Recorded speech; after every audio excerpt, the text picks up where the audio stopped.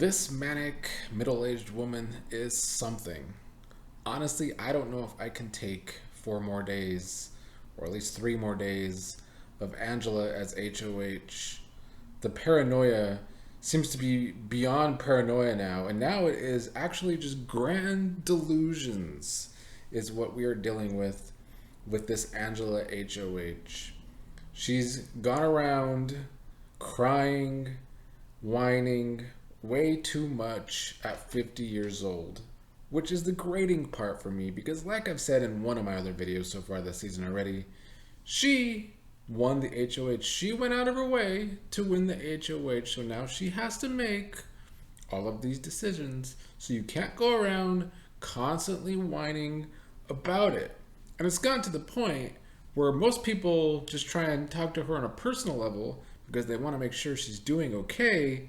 And I think that's just adding to her manic episodes where the game is related because she doesn't know where anything lies at this point. She is making up so many things in her head. We've talked about how super fans that play this game sometime do this. And I was talking about how I think it's because they want to do so good at the game that they start to overthink everything. But I might have actually cracked the code when it comes to these super fans and that TV in the room and how it makes them so paranoid. They watch that TV and they somehow forget that they too are in the game. They're watching that TV, watching it like they're watching the show, coming up with all these scenarios from days past of what might be happening in the game right now.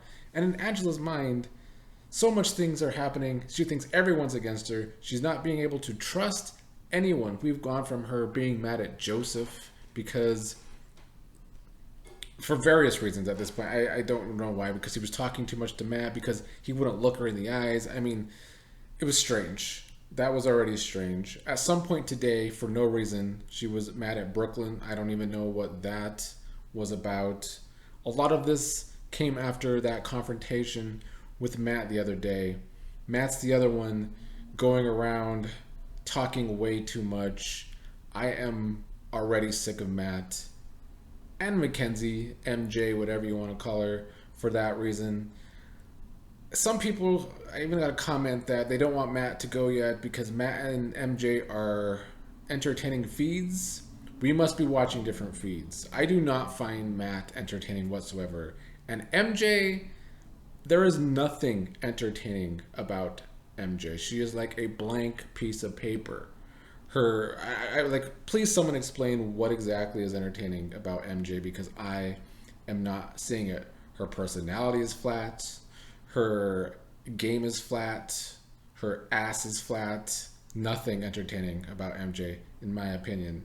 And Matt, where Matt is concerned, watching Matt to me, it's kind of like when you're sober around somebody that's high on weed, because the things he talks about and tries to make them seem so deep and like he is just this deep person is old already after 6 days. I don't know, the feeds haven't even been on for 6 days, so it's only been a few days of me having to watch Matt going around in conversations talking about just random shit like, oh, I just love shoestring so much, bro.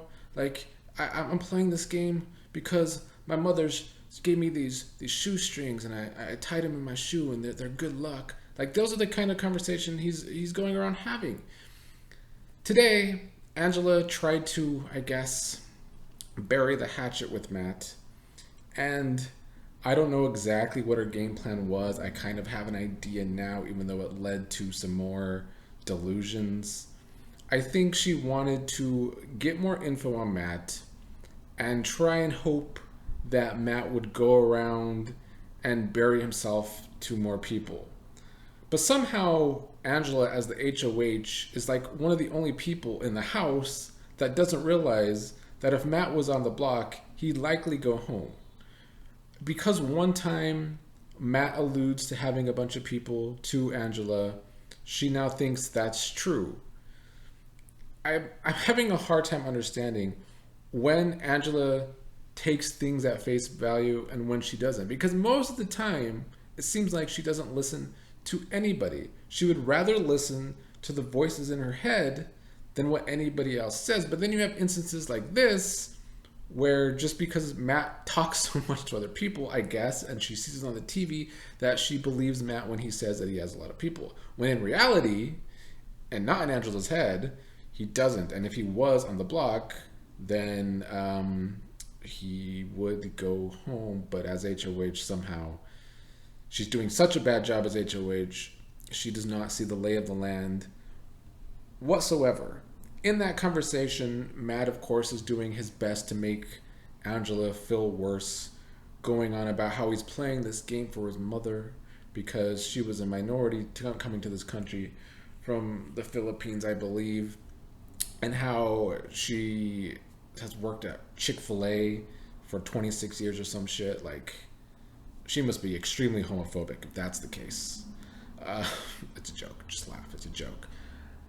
I did not see that sob story working. It seemed at first that maybe Angela was working because she cries so much. I don't know when her tears are real, when her tears are fake, when her whining is real, when her whining is fake.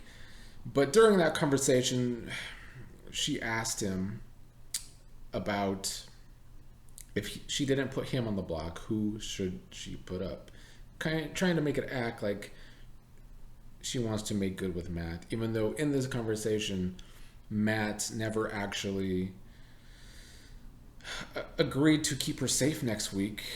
So that was a head scratcher. At first, Matt is trying to say that T-Core should just be put up because T-Core is not exactly a big threat and maybe she has a power. And then he throws Tucker out there and saying, Tucker wants to be this big competitor, maybe throw him on the block and he could play in that AI twist before the vote. And all of this is happening, I believe, is because since Lisa won veto, the power's kind of gone to Lisa's head. Although she's trying to do a thing where she's rallying the women. She's very girl powery.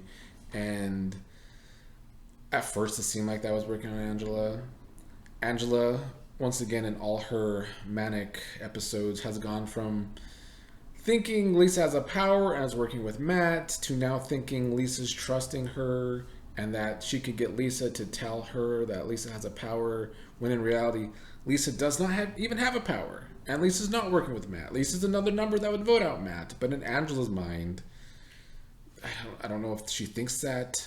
I don't know what Angela thinks. I'm trying to get into Angela's head, but it's literally impossible because she has changed her mind every day, multiple times a day, about what she wants to do with this week.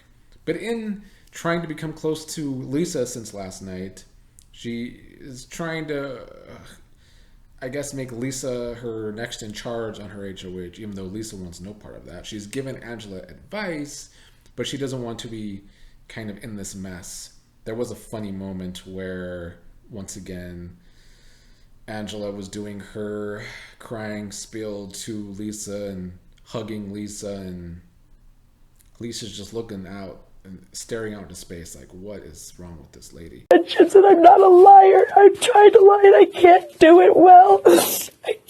So I can't blame Lisa for not wanting to be a part of Angela's mess. But anyway, going back to that conversation between Matt and Angela, since that conversation, she did not buy a lot of Matt's BS and still seems to want to put Matt on the block. But now she has in her head that Matt does have people that are working for him, I guess. And she was expecting Matt to go to Tucker, saw them have a conversation. Matt indeed told Tucker, because he talks so damn much, that he told Angela that she should put up Tucker, which sent Tucker into a tailspin. We'll get to Tucker in a second. Really starting to like Tucker. He has major hater energy, which I love. One hater to another when it comes to Big Brother. I can relate. It's why I loved Izzy so much last season. But while she's watching the TV again in HOH, she sees Matt talk to Takor, sees Cam talk to Takor, and somehow has created the scenario that they are trying to make T-Core volunteer as a pawn. And then Cam comes up to her room, and then Tikor comes up to her room, so that somehow validates her thoughts, I guess, even though they're not talking about that or not talking about anything like that. After this, Tucker goes to Cam ranting about Matt. And something I haven't mentioned is when Matt first tried to make that final two with Tucker, it's when Tucker was taking a dump. And Tucker has been mad about that ever since when it comes to Matt. I've already talked about how Tucker doesn't like how Lisa's always trying to cook because she's a celebrity chef, and some people don't seem that impressed with her food. And I guess Tucker gives her credit for cooking all the time, but hates that she always wants to be in the kitchen doing that. Another person that Tucker likes to rant about. But his rants about Matt have become very entertaining to me because Matt is just so dumb. Not only is it hard to watch him have these conversations, like I said, because he sounds like a stoner that's just trying to... He's a stoner that feels like he's just so deep with his thoughts and with his ideas. But he goes around telling everyone his business. And the fact that he told Tucker that he tried to tell Angela to put him up is just makes no sense. So Tucker's ranting about that to Cam. Tucker has this idea that either Joseph has the power, maybe Matt has the power, and that it's a double vote. Once again, the power is causing paranoia with people as they try to figure out what the power actually is and who has them. But he rants to Cam that they need to make sure that Angela puts up Matt so that Matt goes up and Matt goes home because he does think they have the numbers. He goes to Angela, tells her the same thing, but Angela is still stuck on this thing with Tikor that she wants Tikor to play her own game and that she hopes Tikor does not agree to be a pawn. Chemo's also there for this conversation, and Chemo and Tikor are kind of each other's number ones in my opinion, but Chemo's not really saying anything in that, so I don't really know. You know, Chemo's another super fan. He's kind of playing the opposite of Angela, where he's not doing much. And like, you're on the block, dude. Maybe do a little more, especially as a super fan. This is why the super fans playing this game get on my nerves. They always suck so much at the game.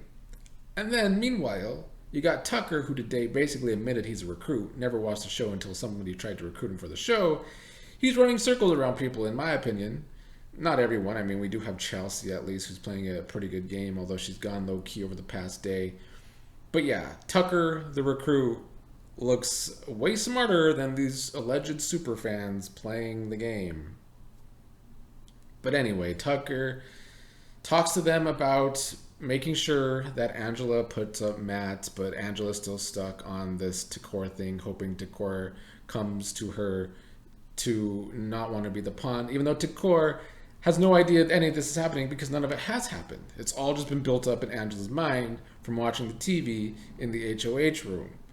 So at this point of my recording, nobody has told Tikor that Angela thinks that Cam went to her to convince her on Matt's behalf to be the pawn this week. None of that even matters because Angela is the HOH and will make the renom. So I don't know. This is just Angela really becoming annoying to me, honestly. She's not as fun feeds as Izzy was last season.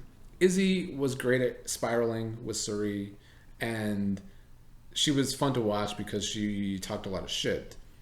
Angela can be fun to watch because she's so damn crazy, but she's also very annoying because of the whining, because of the crying, because of the pure stupidity of it all. So at the time of this recording, which I'm recording it probably an hour or two before it actually gets posted, I don't know if anybody has told Tikor or where Angela's mind is at this point. It's everywhere. It's erratic. I hope Tucker continues to push that Matt goes up, and I hope that Chemo talks to Tikor at some point about that conversation earlier. I would like to think he would, because he was a part of it, and they're supposed to be each other's number ones, but we'll see. We'll try and talk about that tomorrow if anything happens regarding that. Some of the other smaller things going on, Cedric's kind of starting to do a little too much. Like, another fake alliance has been created with Cedric, MJ, Matt, Leah, Cam, and others. I don't even know all that's supposed to be in it, and I don't care because, like I've said before in past videos already, these alliances so far, take them with a grain of salt. There's so many being formed. What's real, what's fake, I don't think they even know.